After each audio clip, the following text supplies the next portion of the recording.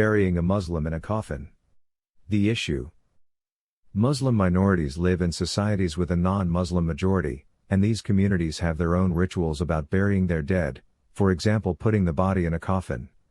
Perhaps this is due to the nature of the land in these areas, but is it permissible that a Muslim should be buried in a coffin, as non-Muslims are? Ruling. This is a question on which scholars have different views, with some discouraging it and others permitting it. What is new is that the need continues to be on the increase in countries with minority Muslim communities. The first view discourages it. Ibn Kama said, burying a deceased person in a coffin is reprehensible because it has not been reported that the Prophet or any of his companions did that. Moreover, it adopts the ways of other people. The solid earth is better for the remains of the body. In its fatwa section, Islam Web says, the normal verdict is that it is discouraged unless the land is soft, when it becomes permissible. Burial in a coffin is reprehensible.